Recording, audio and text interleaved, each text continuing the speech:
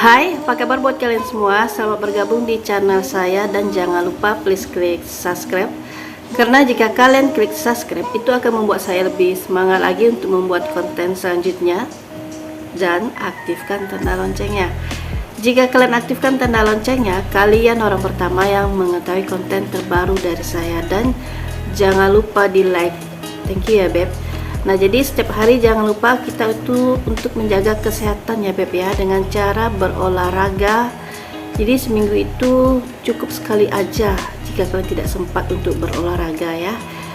Minum air putih yang cukup setiap hari, makan sayur, dan berjemur di pagi hari. Karena sehat itu sangat penting buat tubuh kita. Coba aja jika kalian sakit. Nah, mau ngapa-ngapain itu nggak enak beb ya. Makanan yang terenak di dunia pun disajikan dalam kondisi tubuh kita yang tidak fit. Nah, itu tidak akan selera ya beb ya.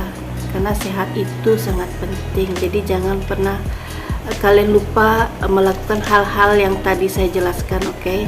Nah, jadi sesuai dengan judul konten saya akan share 7 jalan cara jodoh datang. Nah, kira-kira kah apa 7 jalan itu? Nah, simak ini sampai selesai dan jangan di skip. Nah, yang pertama itu adalah persahabatan. Nah, kenapa perjodohan itu datang ke kita itu bisa melalui jalan persahabatan? Bukan tidak mungkin sahabatmu sendiri yang sangat menyenangkan menurut kamu sekaligus menjengkelkan bagimu. Jadi sahabat itu beb bisa buat kita happy, bisa buat kita marah, jengkel. Karena selama kita bersahabat atau berteman itu tidak akan kedepannya tidak akan baik, pasti ada pertengkaran ya beb ya, itu pasti. Nah, yang seperti itu bisa saja kelak dia akan menjadi jodohmu. Nah, yang kedua, organisasi.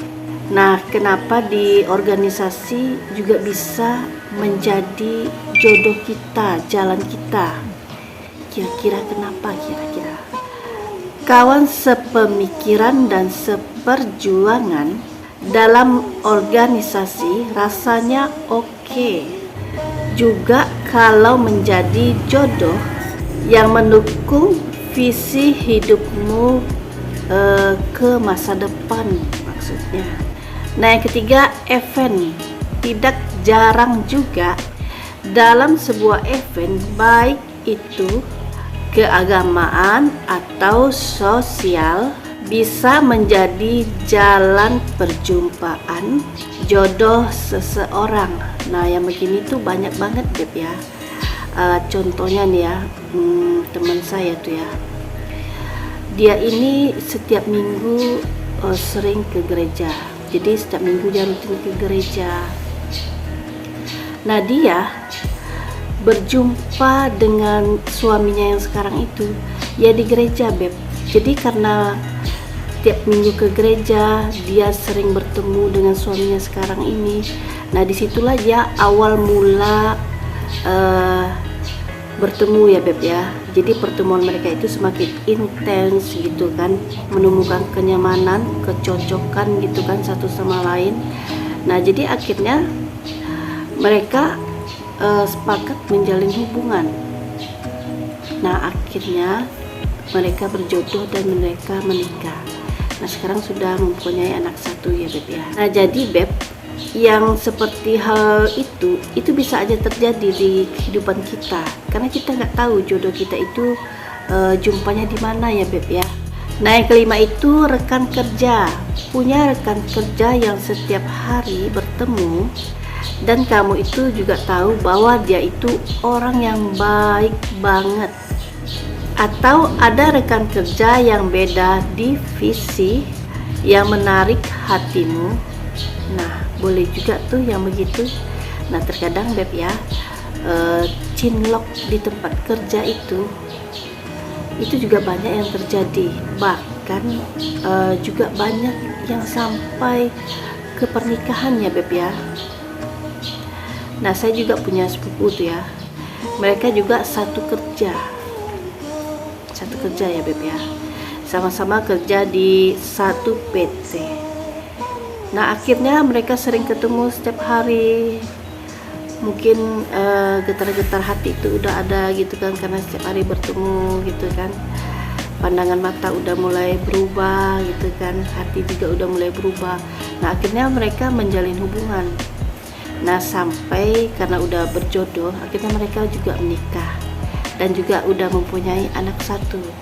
Tetapi Beb, karena mereka satu PT, nah akhirnya salah satu dari mereka ini harus ada yang keluar dari tempat kerjaan, karena nggak boleh, karena di PT itu udah ada peraturan jika karyawannya sama-sama bekerja, nah itu salah satu harus mundur.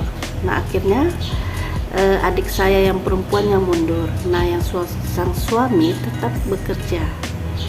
Nah jadi yang begitu memang ada di kenyataan Beb ya, cinlok di tempat kerjaan gitu, itu banyak yang terjadi dalam kehidupan kita sehari-hari. Nah terkadang kita juga nggak tahu ya, kalau sampai terjadi itu kayaknya jadi lucu gitu kan ya, jadi nggak terbayang gitu Beb ya.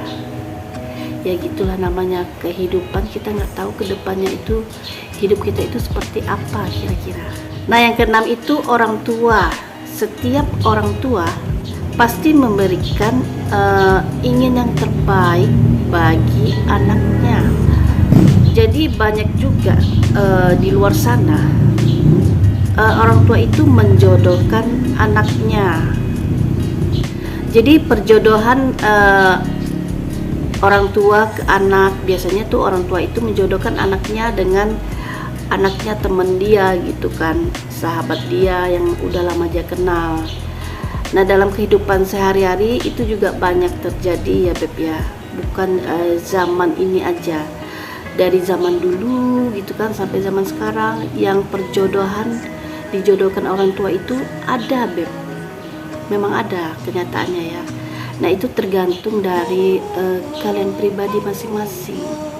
Terkadang ada yang mau dijodohkan, nah terkadang ada yang tidak mau dijodohkan. Itu balik lagi ke diri kalian ya, mau atau enggaknya, kurang lebih seperti itu. Nah yang ketujuh itu lembaga ta'aruf. Sekarang ini sudah banyak lembaga ta'aruf yang bisa membantu kamu dalam menemukan jodoh idamanmu. Nah jadi yang begini tuh udah banyak banget Beb. Terkadang tuh ya di sosial media, bahkan itu grupnya itu udah ada grup ta'aruf gitu kan, bahkan ada ta'aruf se-Indonesia. Nah jadi jika kalian ingin mencari jodoh, kalian bisa masuk ke grup-grup ini Beb. Nah banyak juga itu yang udah berhasil Beb ya, mereka akhirnya menikah ya, menemukan jodohnya di grup ini gitu. Yang terpenting kita itu tetap berusaha ya Beb ya, jangan putus asa, itu yang terpenting. Jadi yakinlah kepada Tuhan bahwa kita itu dilahirkan ada pasangan-pasangannya ya.